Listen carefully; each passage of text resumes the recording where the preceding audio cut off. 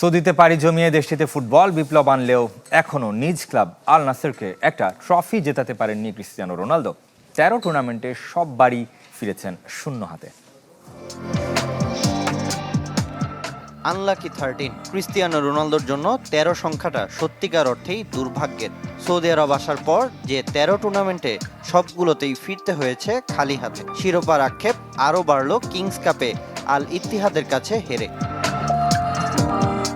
মধ্যপ্রাচ্যের ফুটবলকে বদলে দিতে ইউরোপ ছেড়ে পাড়ি জমিয়েছিলেন সৌদিতে। আল নাসরের হয়ে অভিষেকের পর থেকে সৌদি প্রো লিগের ব্র্যান্ড ভ্যালু বেড়ে যায় কয়েক গুণ। এই মেগাস্টারের পথ অনুসরণ করেন কারিম বেনজেমা, সাদিও মানেরা। তবে বদলায়নি নিজের আর ক্লাবের ভাগ্য।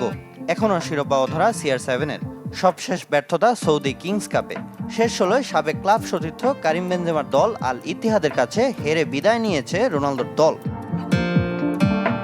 ২০২৩ সালের জানুয়ারিতে আল নাসর জার্সিতে অভিষেক হয়েছিল পর্তুগিজ অধিনায়কের। সে বছর আরও ক্লাব চ্যাম্পিয়ন্স কাপ জিতলেও সেটি ফিফা স্বীকৃত কোনো টুর্নামেন্ট নয়। রিয়াদে ক্লাবটির হয়ে এ পর্যন্ত ৩বার ফাইনালে খেলেছেন CR7। ৩ ফাইনালেই মিলেছে হারের স্বাদ। ২বার সৌদি সুপার কাপ আর ১বার কিংস কাপের রানার্স আপ হয়েছে আল নাসর। AFC চ্যাম্পিয়ন্স লিগে ২বার অংশ নিয়ে সেরা সাফল্য সেমিফাইনাল। গেলবারের শেষ ৪-এর লড়াইয়ে জাপানিজ ক্লাব কাওয়াসাকির বিপক্ষে হেরে স্বপ্নভঙ্গ হয় আল নাসরের।